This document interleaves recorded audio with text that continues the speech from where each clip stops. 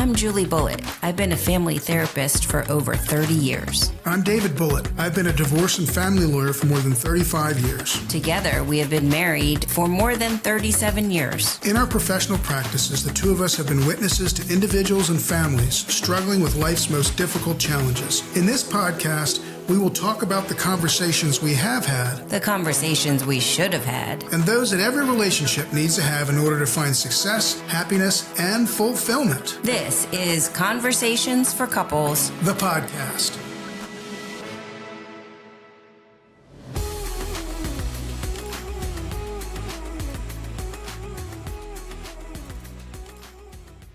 So you have drank wine on our show before. Yes, I have. I drink whiskey with regularity on the show, but we've never had anyone who really knows anything about wine other than knowing how to drink it. Right? Yes, that's right. All right, well, tonight it's something completely different. Hailing from the great state of New Jersey, Woohoo! right? The great state of New Jersey, moved to California in 2018, the California wine country, Nikki Lamberti. Nikki is a certified wine professional, a wine educator, and in 2019, she and her partner, Michael, launched the Sollevato Wines and are now available. We're going to be talking more about that in a moment. She also hosts her own podcast, not surprisingly named Sipping with Nikki, right? Sip with Nikki. Sip with Nikki. Sip with Nikki. Awesome. Well, welcome. We're so happy to have you, and we can't wait to drink. And I do want to say one thing: we're easily bought, folks. So Nikki sent us a bottle of wine, and she got right grateful. on. It's not. I got a fast pass in the queue. I totally pass. got a Yes, you fast did. pass. It's like at Disney World. Yeah, get right through. Skip right through the line. So, Nikki, tell us before we get into the wines, what we want to talk about, when wines are good for different occasions. Tell us a little bit about your journey into winemaking from New Jersey to being a winemaker. I mean, it just seems like such a natural progression, right? From New Jersey to making Always. wine, right? There were a few stops in between, but yeah, thanks for having me, guys. This is so fun. Normally I'm hosting, so this is nice to sit back and just get to relax and answer some questions.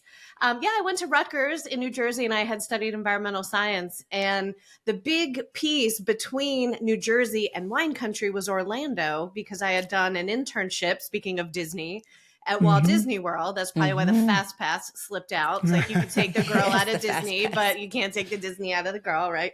So I, after graduating from Rutgers, I had done an internship. Disney hired me back, and I was in Orlando for 15 years in hospitality and HR and recruitment and working on the Disney Cruise Line. And during that time, really just became a wine lover. And that kind of went hand in hand with traveling as well, especially spending time in Italy and France with the Disney Cruise Line. So I took my first vacation to Napa in 2008. My mom and I came out here on a girls' trip. And I remember that trip, I was just like, what is this place? Oh my gosh, like it grabbed me immediately, but I had no intention of moving out here. And then like 3 more vacations happened once a year. And then a magical thing called divorce entered into my life, which I think you guys both know a little bit about in your lines of work. We know about that. And in 2012, I was going through a divorce, and I decided to move out here to California to start over, very eat, pray, love, moved out here by myself, and knew that I wanted to work in the wine business and eventually make wine. So that is how we went from Jersey to here. And then there were some steps to complete with education, like a winemaking certificate at UC Davis and things like that. But all along the way, I've been working as a wine educator at a winery that I don't own, that I work at, Pride Mountain Vineyards. I've worked at Pride for 12 years. And this is what I do. Like, I host tastings and I teach people about wine. So that's also what led me to start my own podcast, Sip with Nikki, where I do exactly that. So there you have it. Love it. So I wanted to tell you when I became a wine lover, and that was raising 4 daughters. It was a necessity that I became a wine lover. Yes. So I am one of 3 daughters. I'm one of 3 girls. So I kind of have an idea, add another one, and I'm like, yeah, I'm amazed that wine was all you needed. Yes. Well, Nikki, you had a little bit of a challenge to get to where you could actually get your grapes into the bottle, right? There was a storm, a fire, as I recall from reading about you. So I met Michael about 2 years after I moved here. I met him on Tinder. We both swiped right in I love that. 2014. And then I moved in with him about a year later, because when you're older in life, when you know, right? You just no messing around. And he owned a home in Santa Rosa, which is where we live. And so in 2017, we had some pretty crazy wildfires all over Sonoma County. People all over the country have heard of Coffee Park, which is the neighborhood where we live. And that one night in October 2017, 1,400 houses in our neighborhood, including ours, were gone in one night. I mean, it was a firestorm. It was crazy. So yeah, we had just sort of gotten started in this whole startup and small business. And then that kind of set us back for a hot minute while we got our feet back under us. But we rebuilt and moved back into the same lot, but a brand new house now in less than 2 years. And that was in 2018. And then in 2019, we were like full speed ahead and we launched our wine brand. So a little bit of a detour, but probably stronger for the wear on the backside. Well, I wanted to ask you about that because our second book, which is called Secrets of Strong Couples, really focuses on couples that have gone through really difficult things. So, some trauma, losses of children, infidelity, those kinds of things. And one of the things that a lot of the couples said was, they're stronger for it. So do you think you and Michael, pulling together and going through, such a tragedy, are a stronger couple because of it? 100%. Because always, and we've been together over 10 years now, but especially during that, even like the day of, when you go into that sort of contingency mode and where are we going to live and where are the pets and what are we going to do? And the word that just kept coming to mind was like, we're a team, right? And so we really, we had a rule, and Michael, hopefully you'll get to meet him one day. Michael, I call Mexican Roy Kent. So Michael's family is from El Paso and Mexican. I'm Italian, but he works in the ER. He's a trauma nurse. So he's got that tough exterior like Roy Kent, but inside is ooey gooey, soft and squishy, which is why I'm with him. Nice. I, on the other hand, emote off the charts, joy and not. But we had a rule during that trauma that only one of us could cry at a time. So if something was going on and we were having a moment, it's like, nope, I'm crying. You need to hold up. You know what I mean? So we kind of just organically found our roles in that to support each other and be a team. And totally 100% better. Yeah. That's awesome. That's a lot of balance. And we have a term for that too, which is like the wide load. One person has to be the pace car for the wide load. So the wide load is the person that's crying, the person that's falling apart, the person that's ill, and the other person has to make way for that wide load. And you sort of take turns in life, being the wide load. I love that. I'm going to use that if I may. I've put that in my pocket. You may. You steal whatever you want from that. That's great. That's great. It's so true. So now let's shift to, now that we know a lot about you and how you got where you are, let's shift to the wine, which is what we want to talk about. I can't wait to start drinking this. You can't start it yet? Hold on. Well, you can start. You've been very patient. I'm going to talk about a few different wines before we talk about Sollevato. But Julie, I know you've had a day. So don't wait, Mama. So I can take a sip. Yeah, go for it. So should I smell it first, or what is that like? Always. That is a thing. Always. So I'm supposed to smell it. You're supposed to, and look, we both have the same stemless wine glasses, which is fine. These are great for every day. But even in a stemless, pretend like your other hand is a table, and give it a good swirl. Don't spill it on and this is like aerating it. It is. It really is a thing. It's not just to look like Napa-ish, right? So there's a lot of chemistry in wine. This is all the stuff that I studied. The chemistry is sleeping in there because this wine was put in the bottle last year. This is the 2021 vintage, went in the bottle in 2023. It's been sleeping in that bottle. Good. When you get air in there, it wakes up. You smell more and you taste more. Yeah. Okay. I'm going to need more bottles of this. And you're going to tell me where I can purchase them because I can't my God, that's delicious. It's so smooth. Well, she's going to tell us about that in a bit, but she wants to tell us about some others first. Yeah. So There's kind of a we'll progression drink while here. you talk. But yeah, I didn't want you to have to wait. So enjoy it. Because the other thing I want you to notice is if you're really tasting wine to taste wine, you will notice with a well-made wine, which I can say from firsthand knowledge, this is a well-made wine. As we're sitting here and talking, first sip, second sip, fifth sip, however many you get through, it's going to change every time you sip it. And you're going to notice different things as we're talking because of all that chemistry that's waking up. So Oh my God, notice this that. is a metaphor for relationships. Tell me more. Every sip is different. It's changing, and the chemistry is changing. Oh my! She's the queen of metaphors. Nikki, Oh, boy. Love you're metaphors. But like you're talking about relationships, with all the things that you just said about every sip, it's going to taste different. It's going to change. There's chemical things happening. Like that's relationships. It is. And I think this also parallels relationships. It's changing for you as the drinker of this wine for two reasons. Because the chemistry of the wine itself is changing, the exterior variables, but you're being changed by it because of the effect. Yes, in a good way. Of sipping the wine. So your perception of what it is also changing. And I think that's probably true of relationships as well, right? Yes, I External don't and think there's any internal. question about it. It is very nice. And I'm not a wine drinker.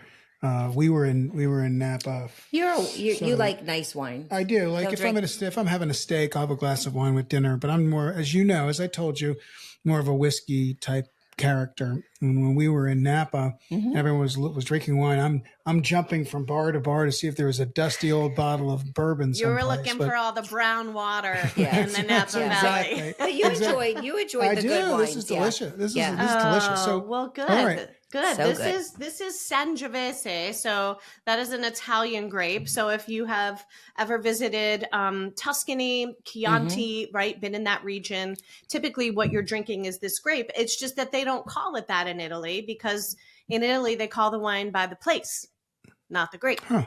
Chianti Oh. is the place, Sangiovese is the grape.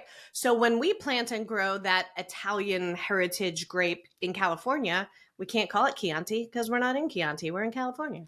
So we call it by the grape, which is Sangiovese. It's a red grape and it's sort of middle of the spectrum, right? So David, you mentioned having Cab with steak, and we're going to talk about that in a minute, why that's so good. If you think of Cabernet Sauvignon kind of on the deeper, bolder spectrum of red wine, and you think of Pinot Noir, which if this was a glass of Pinot Noir, a light red, you could see through it in the glass. That's not this. Pinot Noir would be on the lighter end of the spectrum. We're going to put this Sangiovese kind of right in the middle, which is why it's versatile. And we'll talk about how to use that to your advantage in a relationship in just a moment. All right. I like that. I like Very that. flexible. Yeah, Yes, fluid. yes. Yeah, fluid. That's good. Yes. So we have Thanksgiving coming. Yes. And one of the, I guess what's first thing I'm thinking of is there a wine that you would suggest to folks, or maybe more than one, during for Thanksgiving or Christmas or during the course of the holidays? Absolutely. And I get this question all the time, especially at this time of year. And I've done whole episodes on Sip with Nikki about food and wine pairing and why certain things make sense. So I won't get too far into that now, but if your listeners are curious, tell them to go check out my episode called Pairing Schmearing. What's the big deal? And that's where I actually dig into why is steak and Cab good? But here's the crazy thing with a holiday table, right? And I grew up Italian in New Jersey.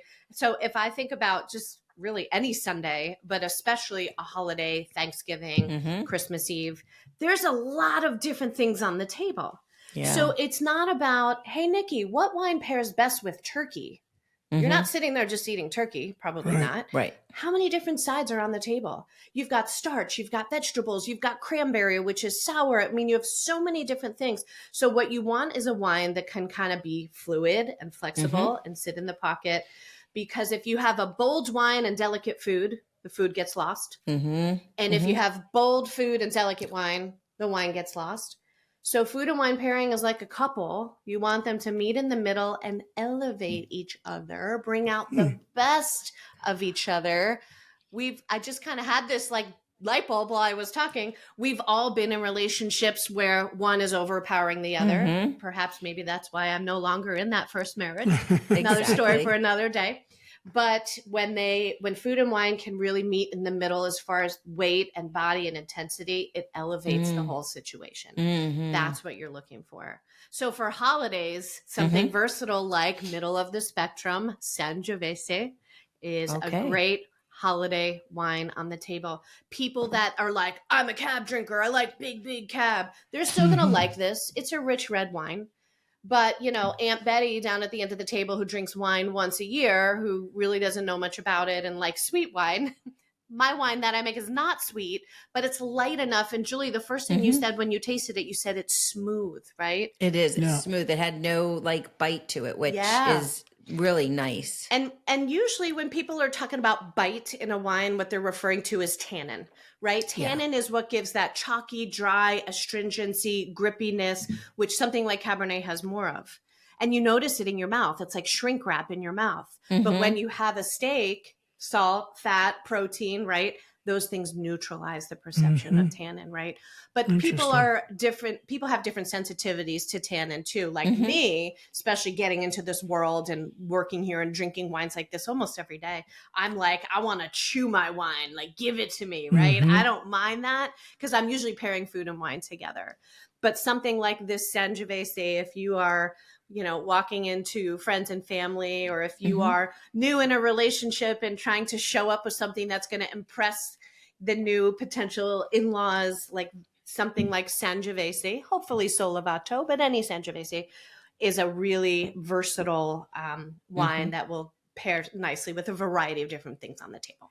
Yeah, so you know, the average bear who's, you know, maybe having friends and family over for Thanksgiving or for the holidays, you know, is at the local beer and wine or liquor store and is roaming through the aisles.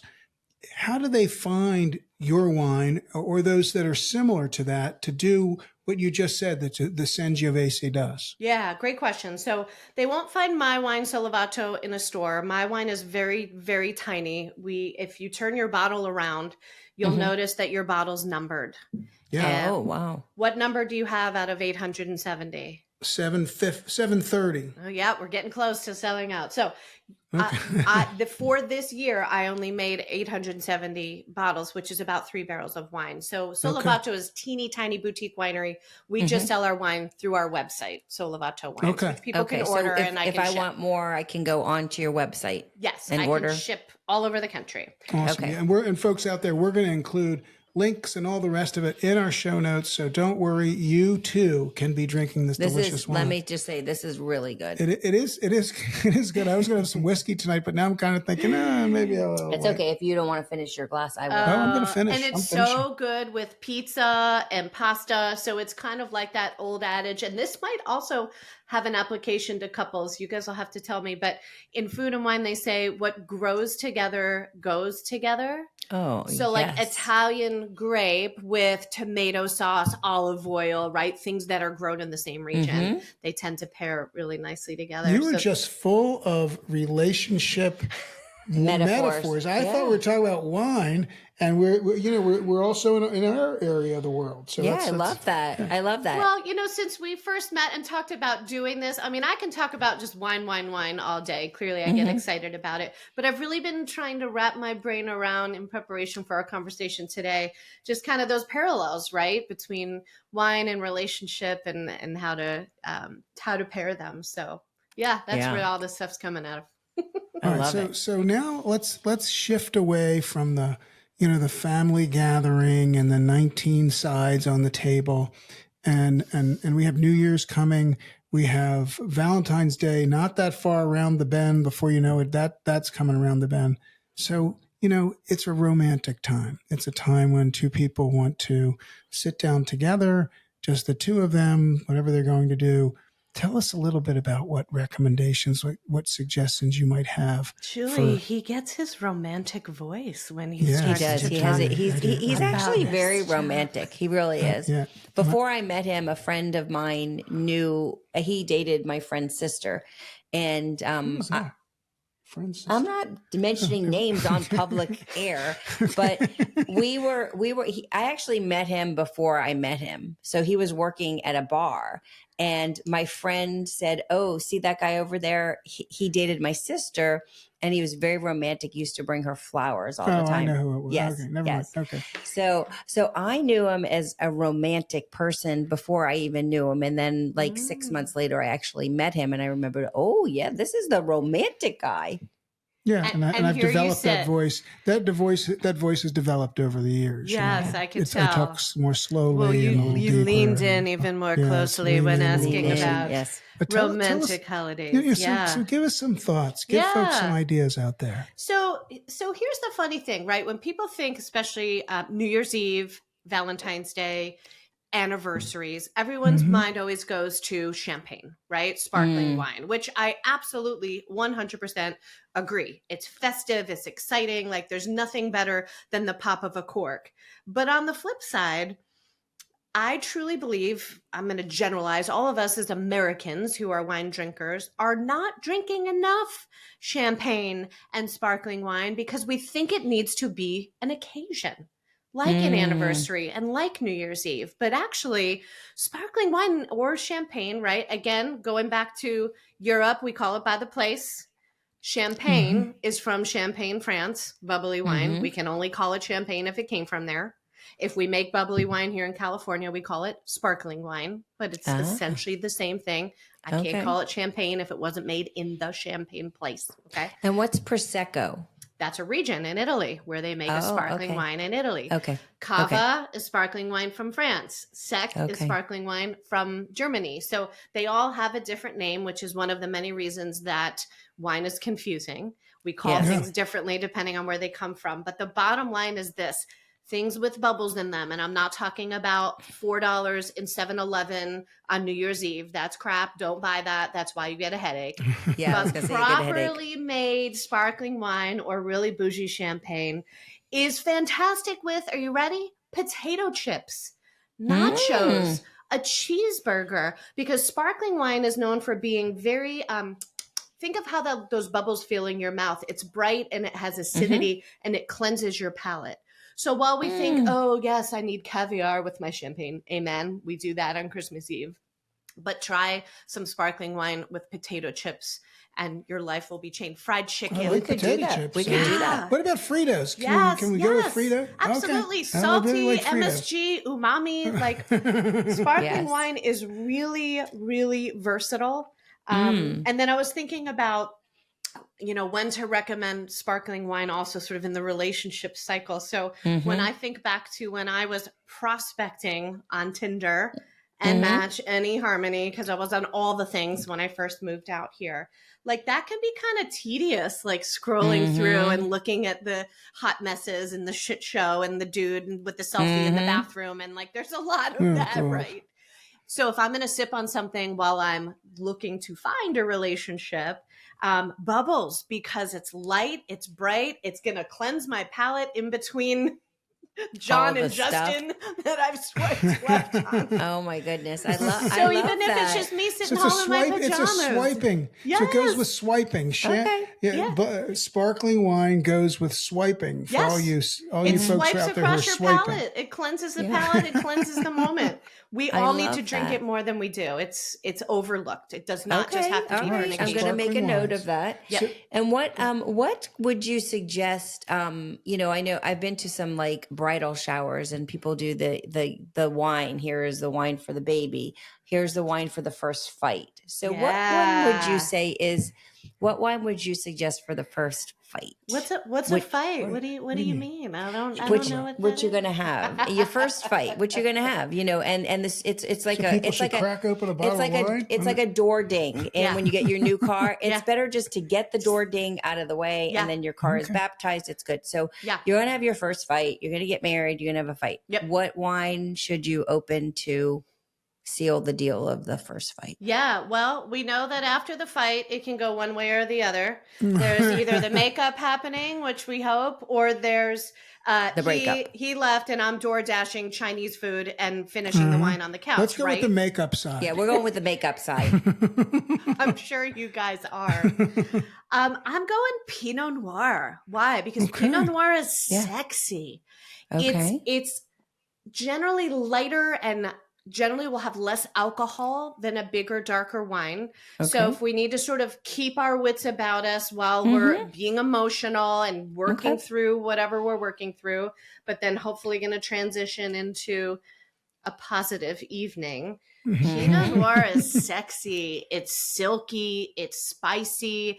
You can find it relatively anywhere, and much of it is good, and you don't have to spend a lot of money for it. So might be good to have multiple bottles for the second. That's what or I'm the third thinking. or the That's what I'm fourth thinking night. is like a few bottles of Pinot Noir, a few bottles of bubbly, and then some of your wine. Yeah. Well, I have another question. Okay. For someone like me, I'm a whiskey drinker, right? Yeah, So if I'm going out to dinner and I'm going to have a glass of whiskey before dinner, but everyone's going to get wine for the table, so I'm going to have a glass of wine.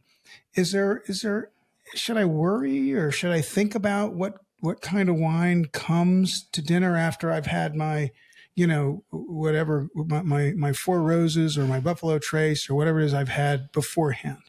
Well, it makes my heart happy that you're asking this question, that you're actually concerned about the wine that's coming after the whiskey to make sure that you're ordering it, I just thought I putting should it in ask context, right? Here's the thing here's the thing about whiskey, right? You may or may not know, but this is probably one of the things you love about it.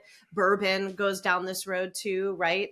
The way that they are made in barrels and oak and charred on the inside, like whiskey and especially going into bourbon, really have that caramely note to them, right? So now you've kind of got that in your mouth. If you had a super delicate white wine, like a Sauvignon Blanc or a Viognier or even a Chardonnay, it might get a little bit lost because you've sort of conditioned your palate with the rich. So you need to go heavier than the whiskey and something with some oak on it. And generally, Cabernet Sauvignon, especially if it's from Napa cabs are generally aged in oak barrels and newer barrels, just like whiskey and bourbon, because that is giving oakiness and caramely and mocha and toasty notes. So I would continue that theme if you're starting with whiskey. I love that. And just go to your Napa cab, which is probably what you're going to want at the steakhouse anyway, right? Okay. Yes, I love that. So let me ask you one other thing for folks that are out there that are not particularly educated in the wine world. So you go into a restaurant and you want to order a bottle of wine, and they have a wine list, and the list might be anywhere from $20 or $30 or $40 a bottle to $600 or $700 a bottle, whatever it might be, and you don't know too much about wine. I don't know if it matters where we are having dinner, but what do you tell those folks who are, maybe they're on a date, maybe they're with their family, maybe they're with friends, but what do you tell those folks about what to look for? Because you see what happens, right? They bring the wine over, the person smells it, they drink it, they say it's great, unless it's somebody like Julie's cousin who once sent the bottle back. But what do folks do? You look at a list, you don't know what the heck it is. Most of us have no idea. So what do you tell those people? How do you pick a wine? What do you look for? I'll tell you exactly that answer. Hold on. My computer is plugged in and it's telling me low battery, and I don't want to. Okay, well, plug in your computer. It is plugged in. That's the crazy thing. Hold on. She's plugged in. Hold that thought, because that's a great question. No worries. We can edit. No Hold worries. on. Let me just check on the other end. Take your time. Yep. This is good wine. Oh, no. Cheers.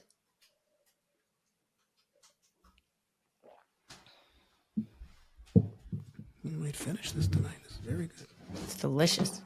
We're already scheming. We're scheming about a second glass.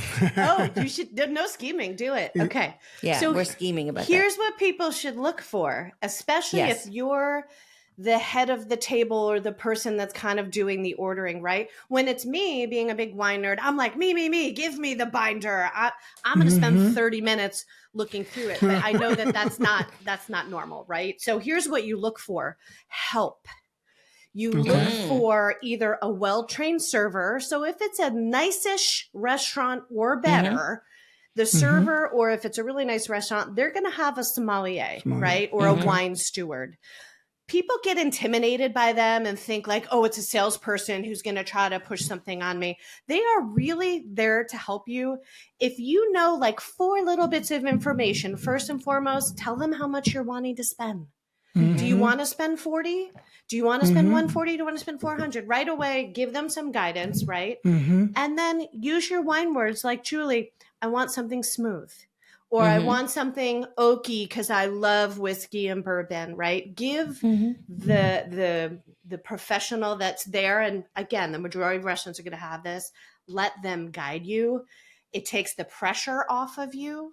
And also, if you are gathering with friends and family, the last thing you want to be doing is sitting there flipping pages, looking for something that's familiar that you've heard of, right? So this is another metaphor, which is what you just told us, which is tell them what feels good to you. If Use I your want words. something sweet, if I want something dry, if I want something caramelly, if I want something smooth. So again, we work with couples to, like you said, use your words. So tell them what you want and be direct about it, and then let them help you. Amen. It's as And simple don't be as afraid, that. right? And Don't be afraid because, you're in a restaurant and, whatever it is, the dinners are $60 or $70, $50, whatever it might be or more. And you don't want to look cheap. Most people want to, but at the same time, they do have a budget in their head. Yeah. So you're saying to them, don't worry about it, right? It's your money. Tell them what you're looking for, what you like, and then hopefully they take it from there. Yeah. And it might even, the other thing that can help you too is if you've had a wine, or next time you have one, you're like, gosh, I really like that. Take a picture of it, right? Yeah. I use this app called Vivino. I wish I had invented this app. I would have retired by now. I have no ties to them, but I use it all the time to keep track. Tell the server or the som, hey, one time I had this, Pride Mountain Vineyards Syrah, and I don't know what I liked about it, but I loved it.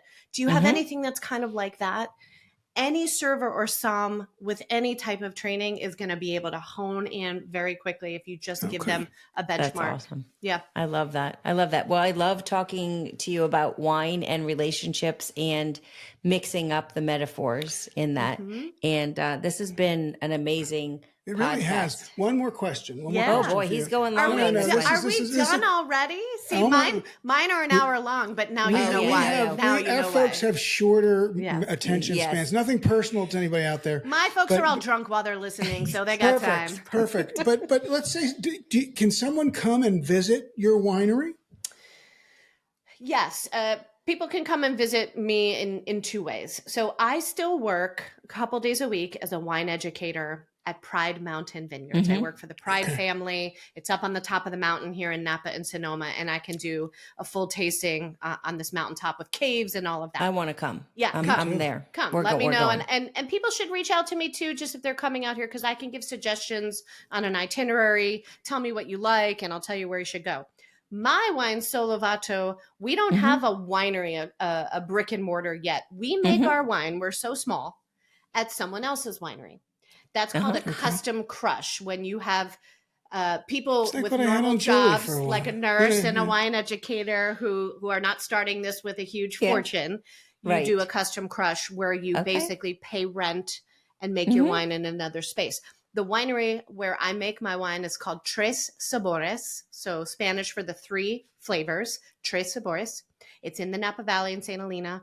It's a very cute little boutique winery. They do their own tastings there, but I can also host tastings for Sollevato at that winery as well. Oh, that is great. Yeah. We got to plan a trip. And we can We taste gotta- that we- in the barrel we're and gonna the do stuff it. that's not We even gotta done plan a trip. We're gonna yet do and it. all Yeah, of it. you Can I had bring a flask with me for the whiskey part? Sure, she won't mind. You and Michael will be great. You guys will be over Nikki there with will your be Buffalo Trace or your Pappy Van whoever and Oh, like yes. doing your thing. Yes. Like it's Yes. fine. So we will include all of your information in the show Yep. notes, but tell us how best to get in touch with you. Yeah, absolutely. And how to So- get your wine. Yeah. Yes. So first and foremost, Sollevato, which by the way is Italian for joyful and uplifted. And the secondary meaning of Sollevato is relieved and no longer worried. And we landed on that name after the fire because we were looking for something that spoke to our trauma and our experience we had been to, and we wanted to be in Italian. So after lots of searching, Sollevato, joyful, uplifted, relieved, no longer worried. Sollevatowines.com is our website. People can purchase one bottle, a case, however they want to do it. We can ship across the country. And if your listeners use the code PODLISTENER, I will give them 10% off their purchase. Awesome. Just as a thank you. And then the other way to learn and have a relationship with me virtually is to be a listener on my podcast, which again is Sip with Nikki. Weekly episodes every Monday. And they go back and forth between like a short sort of tutorial of pairing, right? And then I also have guests and interview different winemakers and chefs and restaurant people and all of that. Well, I hope you'll expand to maybe relationship experts and have us on your podcast. Done and done. Yeah. We would love to come on. I've listened to several of your episodes in preparation for having you on today. And folks, let me just tell you, this is Sollevato, SOLLEV as in Victor, ATO. Again, it'll be in the show notes. Be sure when you're done listening to this, click over to Sip with Nikki and listen to her show as well. We are the Bullitts, TheBullitts, on every single social media platform that one human can come up with, including Pinterest, which continues to surprise me. Yes. So, Nikki, again, thank you so much for being with us. Everyone, we will see and hear from you next time.